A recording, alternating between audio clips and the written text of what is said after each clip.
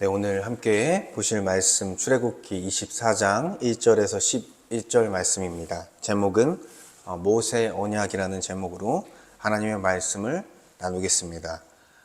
누가복음 15장에 보면요, 탕자의 비유라는 이야기가 나옵니다. 여러분이 아마 잘 아실 거고 설교도 제가 한두 번 했던 기억이 있습니다. 한 아버지에게 두 아들이 있었습니다. 그런데 이제 둘째 아들이 아버지에게 이렇게 말하는 거예요. 아버지, 내게 돌아올 분깃을 먼저 내게 주시옵소서. 근데 이렇게 요구하는 게, 자기에게 돌아올 분깃을 이렇게 먼저 요구하는 게 굉장히 무례한 일이었습니다. 왜냐하면 그 아들에게 돌아올 분깃, 그 유산은요, 아버지가 돌아가실 때, 사실 그때서야 그에게 주어져야 할 유산이기 때문이에요. 그러니까 지금 달라는 말은 뭐예요? 아버지, 당신이 빨리 죽었으면 좋겠습니다 라는 말과 같은 것입니다. 그러니까 굉장히 배은망덕하고 무례한 요구라고 할 수 있는 것이죠. 이러한 요구를 했는데도 아버지는 그 요구를 들어주셨어요. 부모의 마음이 이런 걸까, 이런 생각을 하는데, 그래서 그 아들이 그 재산을 들고 먼 나라로 떠났습니다. 먼 나라로 떠나서 허랑방탕하게 그 모든 재산을 탕진하고 나서 그의 삶이 어떻게 됐습니까? 돼지치는 사람한테 들어가서 붙어 살았습니다. 근데 그 돼지가 먹는 쥐염 열매도 주인이 주지 않는 거예요. 그래서 그 비참한 가운데 내가 돌이켜서 아버지께 다시 돌아가야겠다. 내가 하늘과 아버지께 죄를 지었고 내가 이제 아들이 아니라 아버지께 종으로라도 내가 살로 내가 돌아가야겠다. 그렇게 결심을 하고 가게 됩니다. 그렇게 이제 돌아가는 길에 멀리서 보니까 누가 보이기 시작하는 거예요. 근데 바로 누구였냐면 바로 자기를 기다리고 있는 아버지였습니다. 그래서 말씀을 보니까 아직도 거리가 먼데 아버지가 그를 보고 측은히 여겨 달려가 목을 안고 입을 맞추니, 이렇게 말씀하고 있습니다. 그러니까 아버지는 어떤 상황이었던 거예요? 매일, 어떻게 보면 매일 그 길을 바라보면서 아들이 돌아오기를 기다리고 있었다라는 거죠.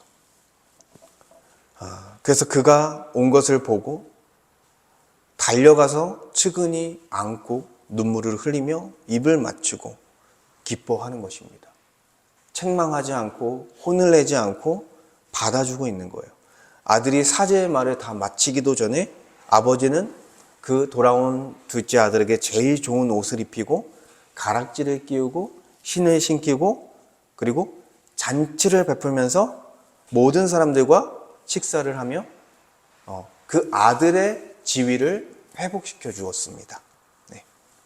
그래서 이 비유를 보면 어떤 생각이 드십니까?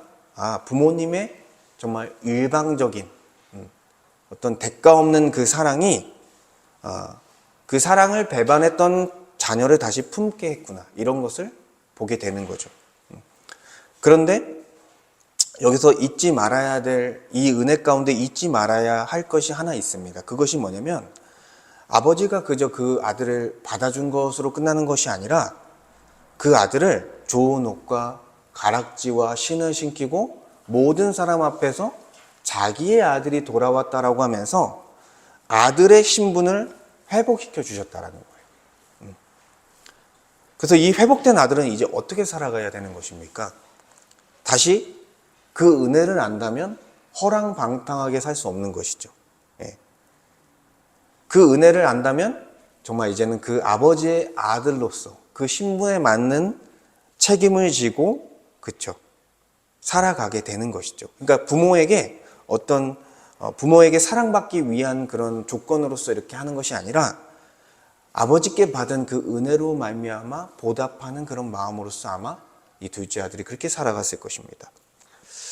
근데 하나님께서도요, 태초에 하나님께서 하나님의 형상으로 아담과 하와를 지어 만드시고 그 언약 관계를 맺어 주셨습니다. 어떻게 보면 아버지와 아들의 관계보다도 더 긴밀하고 더 영원한 관계를 맺어 주셨어요. 그러한 언약 관계를. 그래서 하나님은 사람에게 사람을 다스려 주시고 그 가운데 복을 주시는 은혜를 베푸셨고, 인간은 하나님을 예배하고 그 안에 순종하는 삶을 살게 하셨습니다. 그 가운데 친밀한 교제와 그리고 영원한 사귐을 누리며 살았다는 거예요. 하나님과 영원한 사귐을 누리며 살았다는 것입니다. 그러나 아담과 하와도 어떻게 했습니까? 탕자처럼 하나님을 떠나 범죄했고 선악과를 먹어버렸습니다. 그 결과 언약의 축복이 끊어져 버렸고 저주 아래, 죽음 아래 아버지를 잃어버린 고아와 같은 삶을 살았다는 거예요.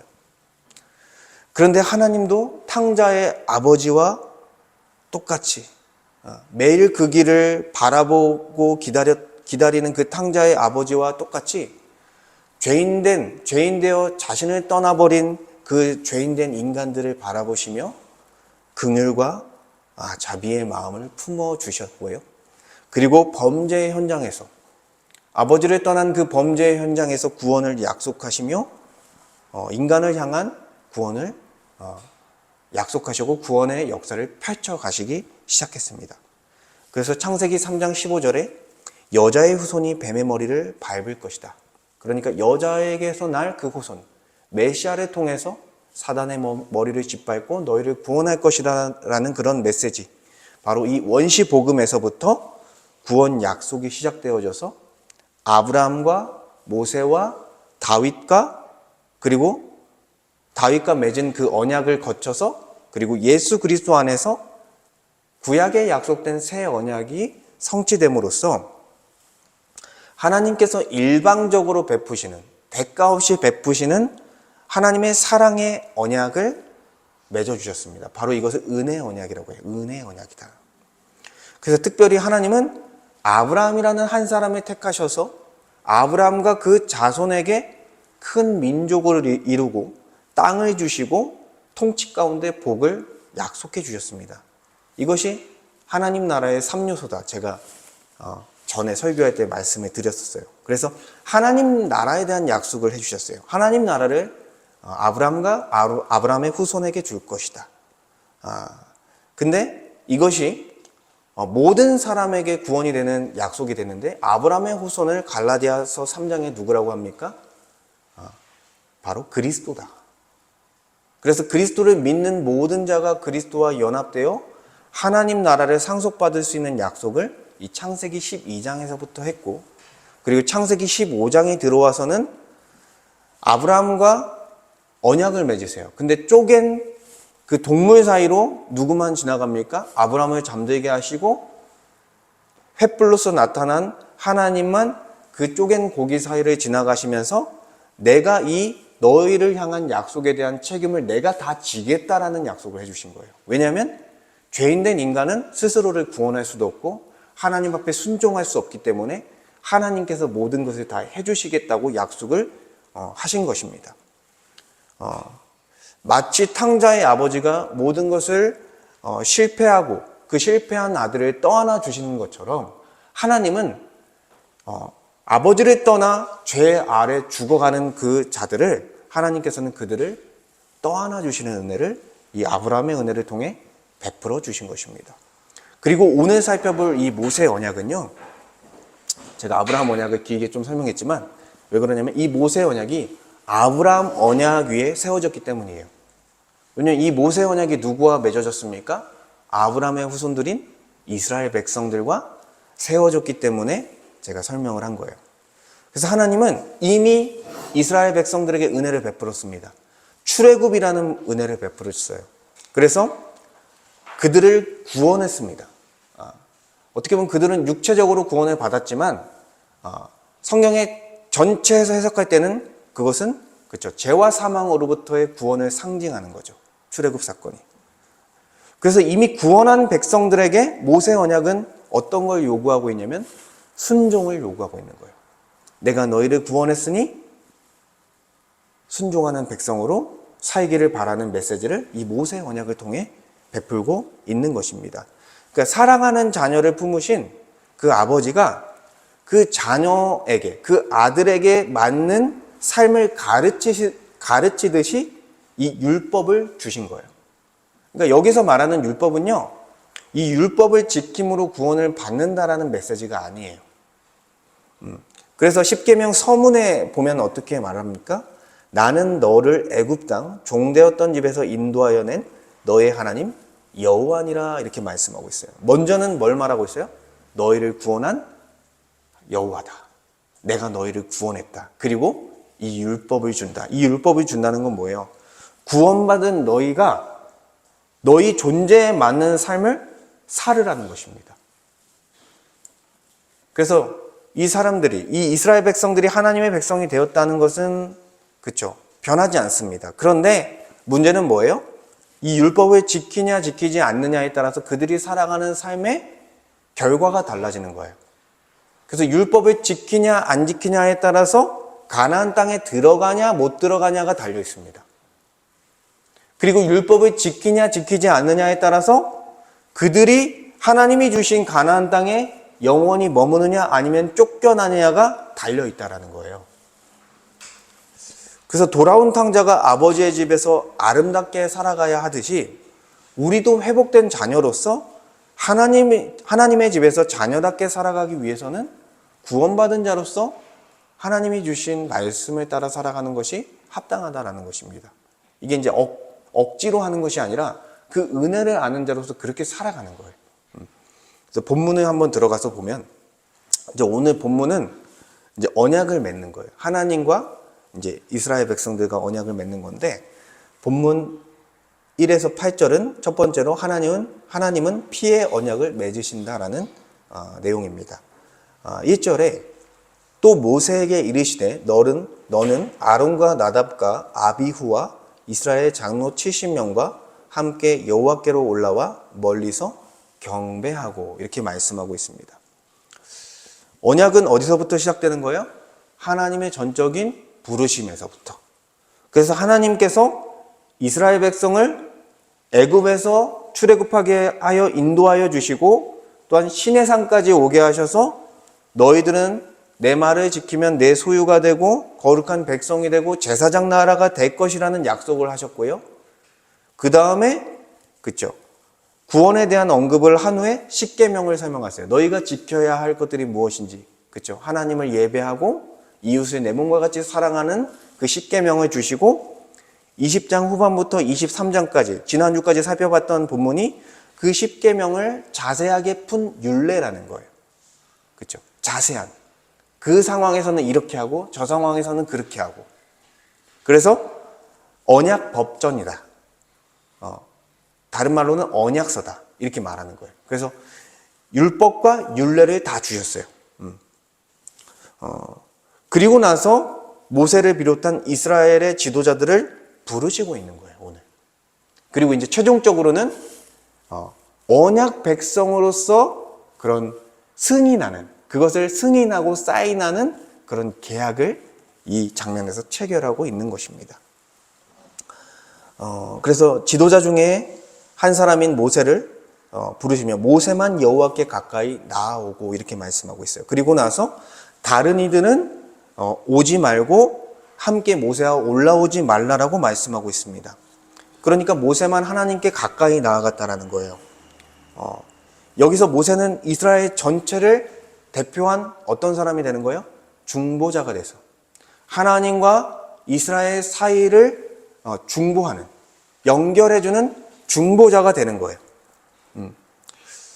그래서 이 모세는요, 이 구약시대 때 예수 그리스도의 모형으로서 중보자의 그 모형으로서 보여지고 있는 것입니다. 참 중보자는 누구세요? 그리스도세요.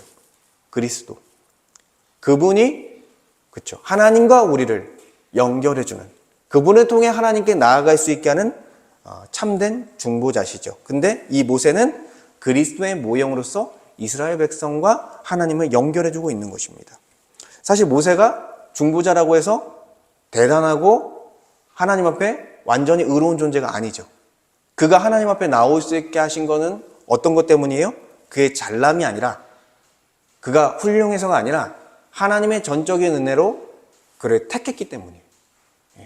하나님의 전적인 은혜로 택함을 받았다라는 것입니다. 그리고 이어서 3절에 보니까 모세가 와서 여호와의 모든 말씀과 모든 율례, 모든 말씀은 십계명이에요. 그리고 모든 율례들은 그 뒤에 나오는 언약 법전에 있는 모든 내용들을 다 낭독하는 거예요. 그리고 나서 백성들이 그것을 다 들었습니다. 그리고 백성들은 그 소리에 응답하며 여호와의 모든 말씀에 준행하겠습니다라고 고백을 하고 있는 거예요. 그리고 이제 그 피의 언약을 맺으면서 그 사이에 또다시, 그렇죠? 또다시 한 번 더 낭독합니다, 모세가. 이 언약서를 낭독했다. 예, 언약서는 이제 그 율례들, 십계명이 확장된 율례들을 다시 낭독합니다. 그리고 나서 또 어떻게 대답합니까? 여호와의 모든 말씀을 우리가 준행하고 듣겠나이다.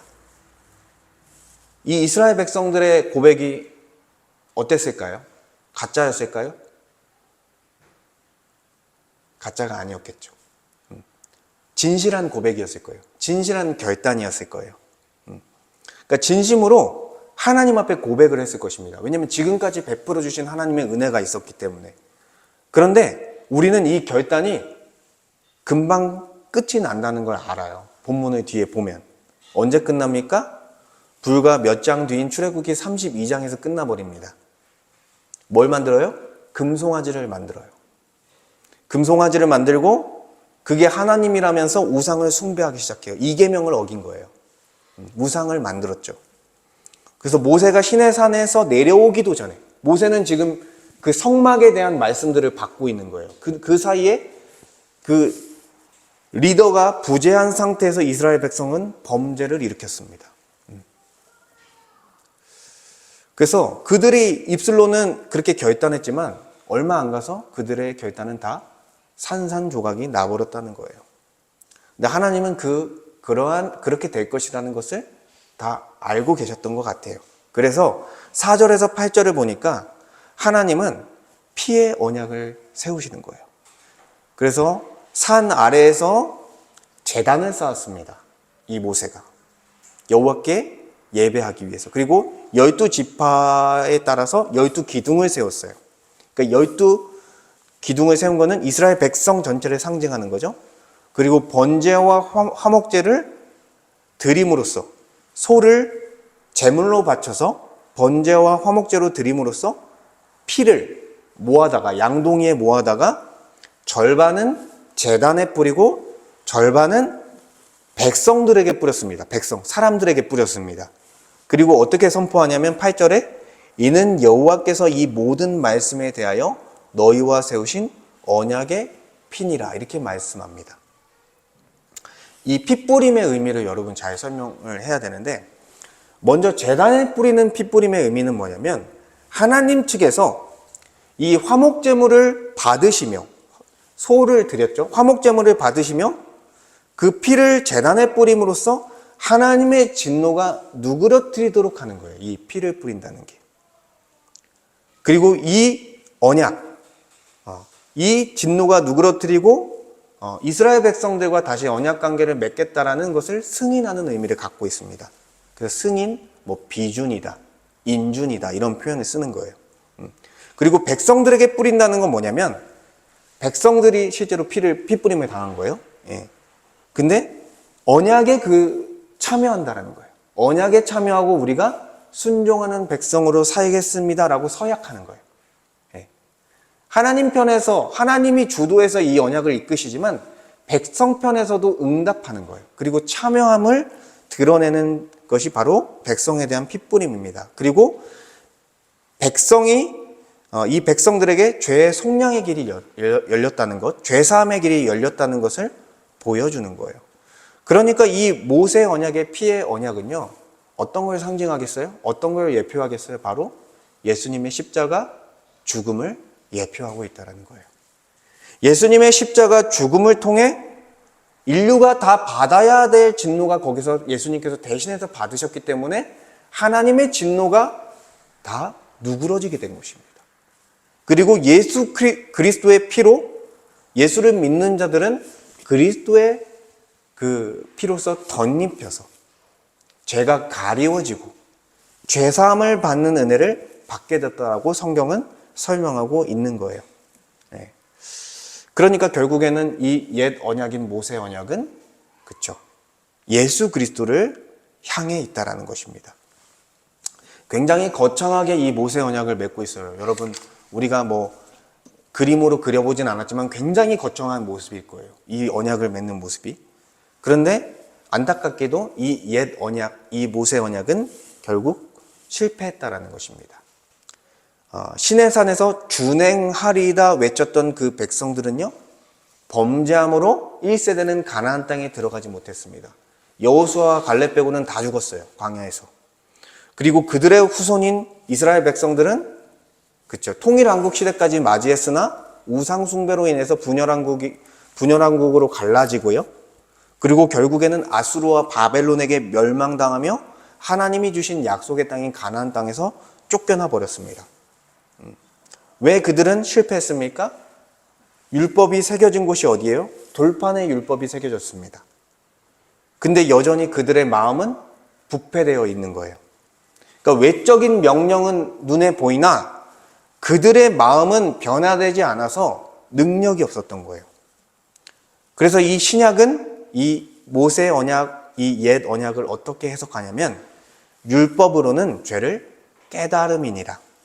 하나님께서 이 모세 언약, 이 율법을 주신 이유는요, 우리로 하여금 순종하게 하려는 게 아니라 우리가 순종할 수 없다라는 것을 알려주기 위해서 이 모세 언약을 세워주셨다라는 거예요. 그래서 율법은 어떤 역할을 하는 거예요? 죄를 깨닫게 하고 우리의 능력으로는 어떠한 가망성도 없다라는 사실을 알려주는 거예요. 우리의 비참한 현실을 알려주는 거고 죄인된 인간의 가련한 현실을 낱낱이 보여주며 누구에게 나아가게 하는 거예요? 우리 주 예수 그리스도께 나아갈 수 있는 길을 마련하시는 것입니다. 그러니까 이 모세 언약 율법은요, 그리스도께 인도하는 역할, 갈라디아서의 표현을 빌리면 그리스도께 인도하는 몽학 선생의 역할을 해주고 있다라는 것입니다. 그래서 결국 옛 언약은 새 언약을 향해 나아가게 되는데 이 새 언약이 뭐예요? 신약이죠, 신약. 그래서 저희가 구약이 있고 신약이 있는 거예요. 구약은 신약을 향해 있는 것입니다. 그래서 하나님은 선지자들을 통해 옛 언약에 더하여 추가적으로 새 언약을 약속해 주셨습니다. 이 새 언약의 내용이 뭐냐? 예레미야 31장 33절에 보면요, 내가 나의 법을 그들의 속에 두어 그들의 마음에 기록하여. 그러니까 하나님의 율법을요, 이제 돌판에 새기지 않고 어디에 새긴다는 거예요? 우리의 마음 속에 새긴다는 것입니다. 근데 어떻게 새기시냐면 에스겔 36장 27절을 보면 또 내 영을 너희 속에 두어 너희로 내 율례를 행하게 하리니. 그러니까 예수 그리스도를 주와 그리스도로 믿는 사람들에게 성령을 보내주실 것인데 그 성령께서 너희 마음에 하나님의 법 율례를 새겨줄 것이고 또한 그 율례를 행할 수 있는 능력까지 줄 것이다. 이 모세 언약에서는 너희가 행하라라고 명령했어요. 근데 이 새 언약에서는 내가 너희로 행하게 할 것이다라고 말씀하고 있는 것입니다. 그러니까 주체가 다른 거예요. 모세 언약에서는 우리가 하려고 했습니다. 근데 새 언약에서는 뭐라고 하는 거예요? 하나님께서 성령을 통해 하게 할 것이다. 우리가 하는 게 아니에요. 이 약속은 어떻게 성취됐습니까? 이 시내산, 오늘 본문에 나오는 시내산에서 그 소의 피, 짐승의 피로 약속한 것이 이 갈보리 산 언덕에서 십자가 죽음, 예수 그리스도의 십자가 죽음으로 그분의 피로써 성취되게 된 것이죠. 그리고 그리스도께서 십자가에서 죽으시고 부활하시고 승천하셔서 예수 그리스도를 주와 그리스도로 믿는 자들에게 보내주시는 그 오순절날 임한 성령을 통해서 이 선지자들이 약속한 새 언약이 성취되면서 내가 행할 것이다라고 외쳤다가 실패했지만 옛 백성들이, 새 언약 백성이 된 사람들이 이제는 주께서 내 안에서 행하실 수 있다라는 그 믿음으로 살아갈 수 있는 은혜를 베풀어 주셨다라는 거예요.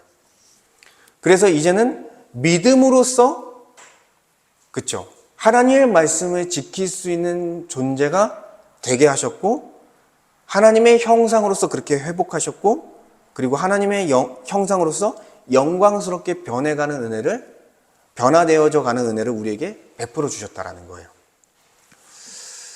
그래서 우리에게 말씀에 대하여 순종한다는 것은요, 여러분, 천국 가는 문제가 아니라는 것입니다. 하나님 나라에 들어가는 문제가 아니라는 거예요, 여러분.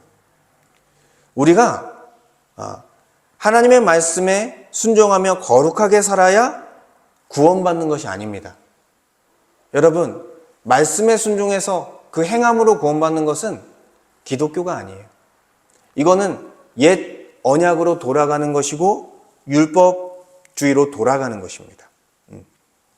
그들은 다 실패했습니다. 성경이 교훈하고 있습니다.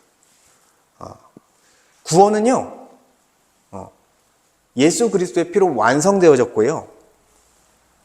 그 그리스도의 복음을 믿는 자에게 주어지는 게 구원이에요. 행함으로써 주어지는 게 아니라 믿음으로써 주어지는 것입니다. 근데 믿음도 하나님의 선물이라고 성경은 선포합니다. 여러분, 우리가 믿어야지 한다고 믿어지나요? 잘 안 되죠. 믿고 싶어도 잘 안 돼요. 근데 그게 하나님의 선물이래요. 그리고 구원, 결국 그 믿음도 하나님의 선물이기 때문에 구원도 하나님의 전적인 은혜라는 것입니다.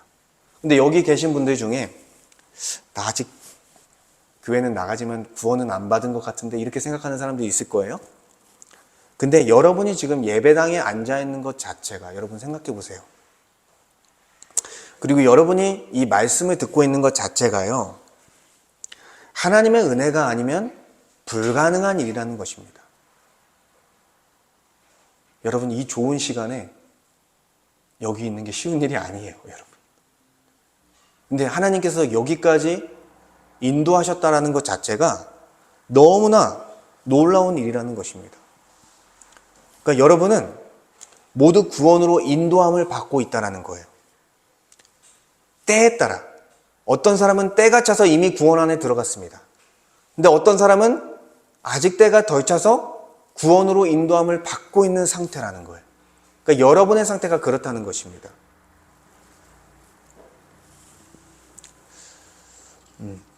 그렇기 때문에 우리의 구원은 우리가, 그쵸, 말씀에 순종하고 순종하지 않고에 따라 달려있는 게 아니라는 것입니다. 그렇다면 우리는 왜 순종해야 할까요? 그 이유는 단 하나입니다. 하나님께서 우리에게 베푸신 은혜가 너무나 크기 때문에. 그 은혜를 아는 자는 자발적으로 반응하기 시작하는 거예요. 하나님의 자녀에게 마땅한 삶으로 자연스럽게 나오게 되는 것입니다. 아버지께 돌아온 탕자의 그런 삶처럼 이제 아들로서 회복된 삶을 사는 거예요. 그래서 그러한 삶으로 자연스럽게 나아가는데 중요한 건 뭐냐면 우리가 하나님 앞에 순종하는 것도요, 여기도 우리의 어떤 결단이나 우리의 어떤 의지력이나 이런 걸로 되지 않는다는 거예요. 여러분, 우리의 어떤 결단과 의지로 예배를 지키는 게 쉽지 않습니다. 헌금을 하는 게 쉽지 않습니다. 다른 사람을 섬기는 게 쉽지 않습니다. 하나님을 참되게 예배하며 사는 게 쉽지 않다라는 거예요. 이미 옛 백성인 이스라엘 백성들이 증명해 줬습니다. 그것은. 답은 분명합니다. 뭐냐면 우리가 믿음으로 구원을 받았기 때문에 우리가 하나님의 말씀에 순종하는 것도 어떻게 하는 거예요? 믿음으로 순종하는 거예요. 어떻게? 그리스도 안에서 우리가 완전히 변화됐다는 사실을 발견하는 것입니다. 그리스도 안에서 우리가 하나님 앞에 죄사함을 받았고 또한 의롭다함을 받았고 성령을 받아 이제는 완전히 새로운 본성을 가진 하나님의 자녀요 하나님의 백성으로서 우리는 변화되었고 말씀을 통해 성령의 가르치심을 통해 우리가 그것을 발견함으로써 바뀌어진 존재를 우리가 발견함으로써 우리가 그것을 믿음으로 순종하게 되는 거예요. 그래서 그 예수님께 사람들이 이런 질문을 합니다. 우리가 어떻게 하여야 하나님의 일을 하오리까? 이렇게 요한복음 6장에서 질문을 하는데 예수님께서 요한복음 6장 29절에 어떻게 말씀하시냐면 하나님께서 보내신 이를 믿는 것이 하나님의 일이니라 이렇게 말씀했습니다. 그러니까 우리의 일은 뭐예요? 행하는 게 아니라 믿는 거예요. 내가 그런 존재가 되었다는 것을 믿는 것입니다. 내가 구원을 받았다는 사실을 붙들고 있는 거예요. 그리고 완전히 변화된 새 본성이라는 것을 발견하고 그것을 믿는 것입니다. 그랬을 때 우리는 우리의 존재에 맞는 옷을 입고 살아가는 거예요. 우리의 존재에 맞는 행함이 발현되는 것입니다. 그래서 사도 요한은요, 요한일서 5장에 이렇게 선언합니다. 세상을 이기는 승리는요, 이것이니 우리의 믿음이니라. 여러분, 세상을 이기는 것은 믿음이래요. 하나님의 말씀을 믿는 것입니다. 그랬을 때 우리의 모든 삶이 질서 있게 하나님이 기뻐하시는 삶으로 나아가기 시작하는 거예요. 우리의 가정과 우리의 직장과 우리의 예배 생활과 우리의 모든 삶의 터전 가운데 믿음으로 살아갈 때 그러한 역사가 일어나고요. 믿음으로 살아갈 때 사랑이 역사합니다. 그리고 성령의 열매, 거룩한 열매들이 주렁주렁 맺혀지는 거예요. 그래서 어떤 분들을 보면 믿음으로 살아서 그분이 너무 덕스러운 거예요. 그분의 삶이 너무나 아름다운 거예요. 그리고 믿음으로 살아서 영광에서 영광으로 나아가는 것입니다. 더 영광스러운 모습으로, 하나님을 닮은 모습으로, 그래서 하나님의 형상으로 창조된 사람의 모습으로서 다시 회복되어져 가는 거예요. 그래서 우리는요, 우리의 절망함을 보면서 그 절망에서 멈춰 있는 게 아니에요. 우리가 더 무너지고 깨졌을 때 우리는 다시 그리스도를 바라보는 것입니다. 다시 그리스도를 바라보고 그분의 피로 우리가 옷 입고 덧입혀져서 그리고 그분이 주신 영을 통해 다시 우리가 믿음으로 순종의 길을 걸어가게 되는 것입니다. 그리고 두 번째로 9절에서 11절은 하나님은 언약을 맺은 자들과 교제하신다라는 내용입니다. 피의 언약을 맺고 나서 다음 일어나는 일이 뭐냐면 9절에서 11절을 제가 한 번에 읽어볼게요. 모세와 아론과 나답과 아비후와 이스라엘 장로 70인이 올라가서 이스라엘의 하나님을 보니 그의 발 아래에는 청옥을 편듯하고 하늘같이 청명하더라. 하나님이 이스라엘 자손들의 존귀한 자들에게 손을 대지 아니하셨고 그들은 하나님을 뵙고 먹고 마셨더라 라고 말씀하셨습니다. 이 장면은요 굉장히 충격적인 장면이에요. 제가 그냥 말씀을 그냥 읊었으니까 여러분이 못 느끼시겠지만 하나님은 어떻게 말씀하시냐면 내 얼굴을 보는 자는 즉각적으로 죽는다라고 말씀하셨어요. 왜 그러냐면 죄인된 인간은 거룩한 하나님 앞에 섰을 때 즉각적으로 바로 죽는다라는 거예요. 그런데 지금 어때요? 모세와 아론과 나답과 아비후 그리고 이스라엘의 70 장로들이 하나님 앞에 나아갔습니다. 74명이죠. 근데 하나님을 보았다라고 지금 말씀하고 있는데 이 사람들이 어떻게 되고 있어요? 즉각적으로 심판받지 않았어요. 그리고 마지막 구절에 보니까 하나님이 이스라엘 자손들의 존귀한 자들에게 손을 대지 아니하셨고, 그러니까 심판을 하셔야 되는데 하나님의 은혜로 그들과 교제하는 시간을 가졌다라는 거예요. 식탁 교제하는 시간을. 어떻게 이런 일이 가능한 거예요?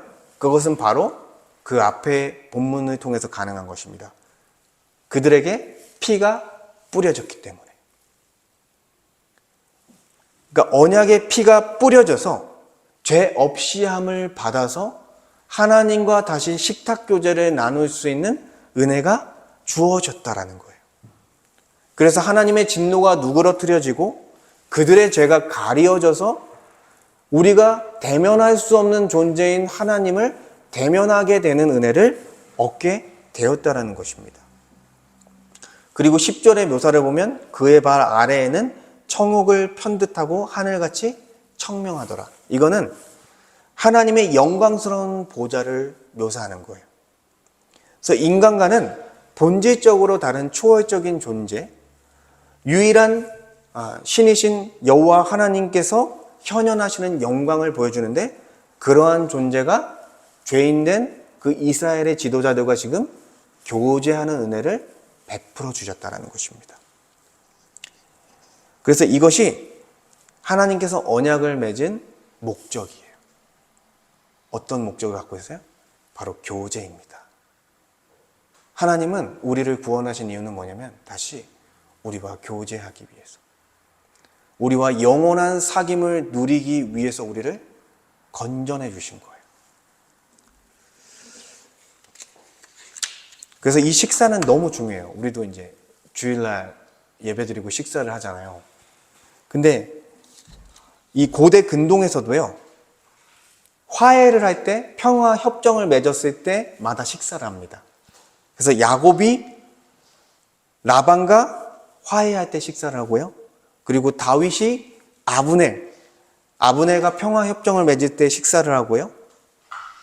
그래서 평화와 연결되는 거예요, 이 식사는. 그리고 탕자의 비유에서도 어떻게 합니까? 돌아와서 잔치를 벌이며 식사를 합니다. 네. 그래서 이 식사는요, 다시 회복된 관계를 의미하는 거예요. 그리고 신약에 가서 우리가 이 식사를 생각했을 때 뭐가 떠오르냐면 예수님의 마지막 만찬을 떠올리셔야 돼요. 거기서 예수님이 떡을 주시면서 뭐라고 하세요? 너희를 위하여 주는 내 몸이라. 그리고 잔을 주면서 내 피로 세운 새 언약이다. 잔을 주시며 피와 살을 상징하는 떡과 잔을 주십니다. 그래서 이것이 결국 24장에서부터 어떻게 보면은 모형으로서 지금 드러나고 있는 거예요. 최후의 만찬. 그래서 우리가 정기적으로 저희는 사실 성찬을 아직 한 번도 안 했습니다. 예. 저희가 정회원 제도를 하고 정회원을 세우며 하려고 제가 미루고 있는데, 성찬의 의미는 뭐예요? 단순한 의식이 아니에요. 그리스도의 살과 피를 기념하며 그분의 십자가 죽음을 기념하며 그분을 통해 하나님과 참된 사귐, 영원한 사귐 안에 들어갔다라는 것을 우리가 눈으로서 보는 거죠. 그리고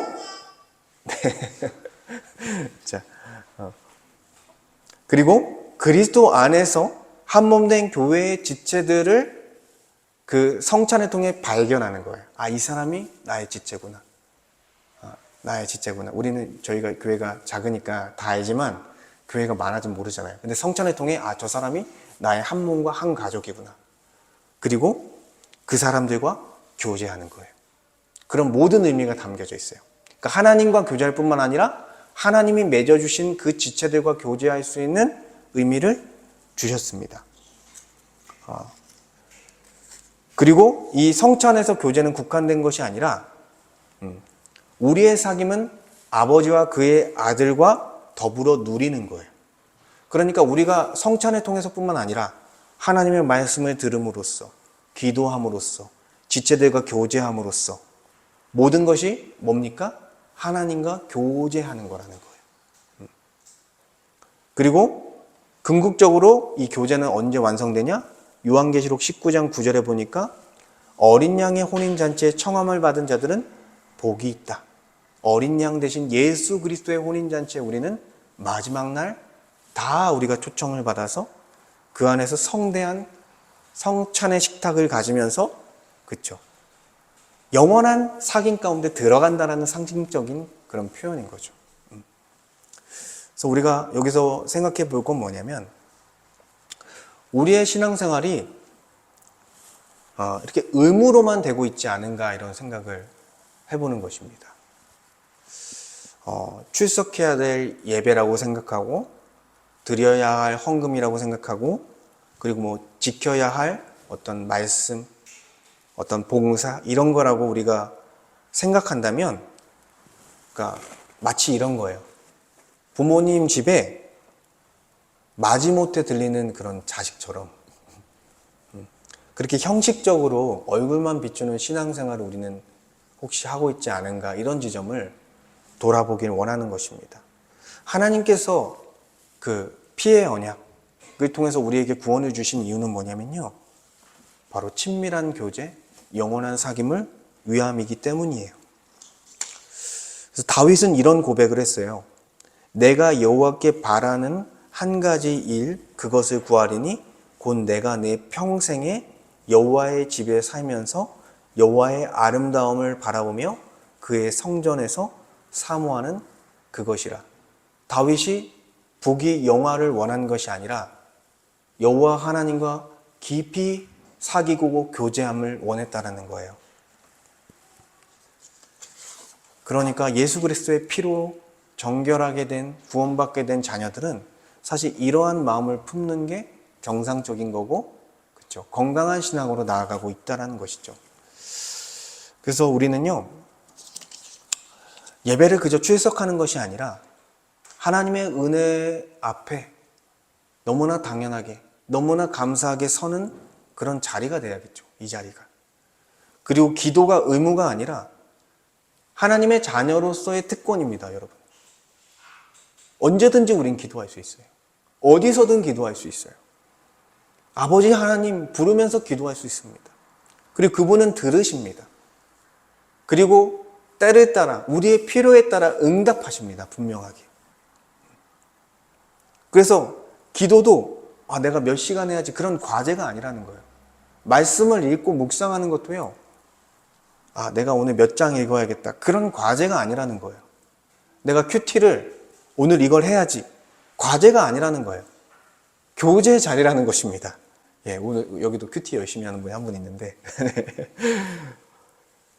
결국 뭐예요? 다 하나님의 말씀을 본다는, 그냥 하나님의 음성을 듣는 통로입니다, 그것은. 그래서 우리는 주일 한 번뿐만 아니라 모든 날, 모든 순간이 하나님과 교제할 수 있는 순간이라는 거예요. 우리가 너무 억지로 신앙생활 하려고 그래서 그렇지, 하나님의 은혜 안에서 더 우리는 자유함을 갖고 이렇게 사귐 속에 나아가야 된다는 것입니다. 우리는요, 종교인으로서 살아가면 안 돼요, 여러분. 예. 종교인은 뭐예요? 억지로 하는 거죠. 짓눌려서 의무처럼 하는 게 종교인의 모습이에요. 근데 우리는 종교인이 아니에요. 기독교는 종교인으로 살아가는 게 아니에요. 하나님의 자녀로 살아가는 거예요. 자유를 얻은 자유자로 살아가는 거예요. 하나님을 자발적으로 예배하고 싶어서 예배하는 거예요. 하나님을 자발적으로 섬기고 싶어서 교회를 섬기고 지체들을 섬기고, 그쵸, 헌신하는 거예요. 그게 바로 자유예요. 억지로 하는 게 아니에요. 물론 제가 권면할 수도 있겠죠. 성도님 이것 좀 부탁드립니다. 네, 근데 억지로 하려고 하면 저도 안 시키려고 해요, 웬만하면. 그렇죠?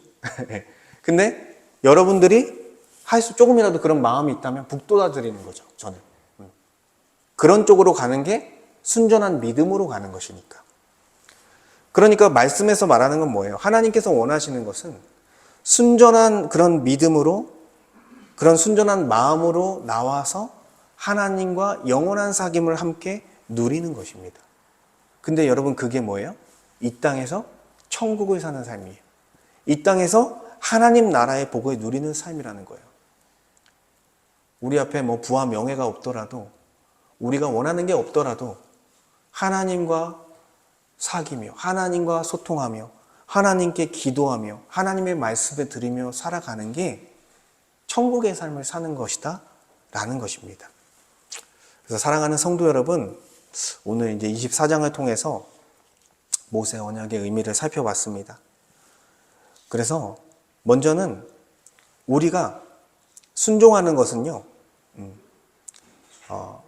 억지로 순종하는 것이 아니라, 그리고 구원을 받기 위해서 순종하는 것이 아니라, 하나님께서 우리를 하나님의 백성으로, 하나님의 자녀로 다시 삼아주셨기 때문에, 그리스도의 십자가 피로 우리를 그러한 존재로 삼아주셨기 때문에 우리는 감사함으로 그렇게 순종한다. 믿음으로 순종한다는 것이죠. 믿음으로 구원을 받았으니 믿음으로 이제는 우리는 순종하는 삶을 살아야 한다는 것입니다. 그리고 신앙생활을 의무로 하는 것이 아니라 매일 하나님께서 교제할 수 있는 영원한 사귐을 누릴 수 있는 길을 여셨어요. 성령을 보내주셔서 우리는 성전이 되어져서 언제든지 하나님께서 임재하시고 언제든지 하나님께 나아갈 수 있는 그런 존재가 됐습니다. 우리가. 그러니 여러분이 억지로 하지 말고 여러분이 눈을 떴을 때 자연스럽게 하나님을 생각하고 그리고 분주한 일터에서도 하나님께 기도하고 또 말씀을 생각하기도 하고 말씀을 보기도 하고 가정에서 또한 모든 우리의 삶의 터전에서 하나님과 그렇게 조금씩 우리가 사귀는 연습을 하는 거예요. 교제하는 연습을 하는 거예요. 그랬을 때 여러분의 삶에 자유함이 있고 정말 천국의 삶이 펼쳐지는 것입니다. 여러분 그래서 하나님과의 영원한 사귐 속에 복을 누리시기를 축원합니다. 우리 함께 말씀을 가지고 좀 기도하도록 하겠습니다. 하나님께서 피의 언약을 통해 십자가 은혜를 통해 우리를 구원하여 주셨으니 우리가 억지로 하나님 앞에 순종하는 것이 아니라 하나님이 주신 은혜에 감사함으로써 믿음으로 순종하는 은혜를 허락하여 주시옵소서.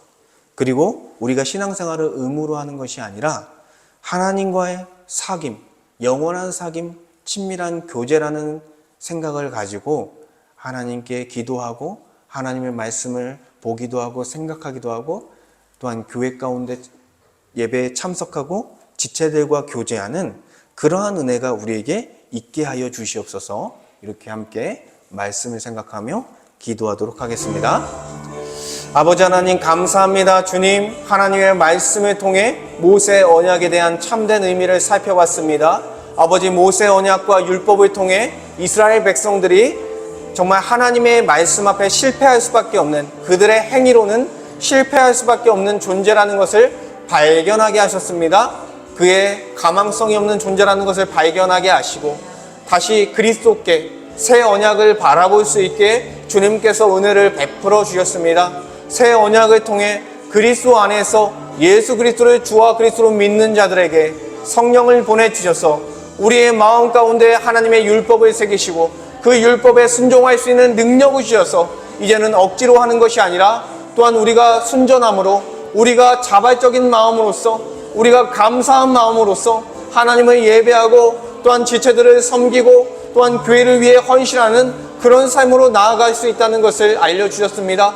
우리의 행함이 아니라 믿음으로 구원을 받았으니 믿음으로 우리가 순종할 수 있음을 가르쳐 주셨습니다. 아버지, 우리의 일이 믿는 일이라 하셨으니 또한 우리의 능력이 믿는 것이라 하셨으니 세상을 이기는 것이 믿는 일이라 하셨으니 아버지, 믿음으로 나아가게 하여 주시옵소서. 오직 의인은 믿음으로 말미암아 살리라 말씀하셨으니 믿음으로 하나님의 말씀에 따라 살아갈 수 있게 하시고 예수 그리스도의 길을 따라 살아갈 수 있도록 주님께서 은혜를 베풀어 주시옵소서. 아버지, 또한 주님, 우리가 형식적인 신앙생활에서 탈피하기 원합니다. 말씀을 몇 장 읽어야지, 몇 시간을 기도해야지, 아버지 예배에 참석해야지, 이런 생각이 아니라 하나님께 감사함으로 하나님과 교제하며 하나님과 사귀어 나가며 하나님께 자유롭게 기도하며 하나님의 말씀을 듣고 하나님의 말씀을 묵상하고 하나님께 정말 어려움 속에 간구하고 정말 주님 또한 지체들과 교제할 때도 하나님의 또한 이름을 찬송하고 하나님의 은혜를 간증하는 그런 역사들이 있기 원합니다. 주께서 함께하여 주시옵소서. 우리의 모든 삶이 하나님과의 사귐, 하나님과의 정말 친밀한 교제가 되기 원합니다. 아버지 하나님, 그 안에서 천국을 누리기 원합니다.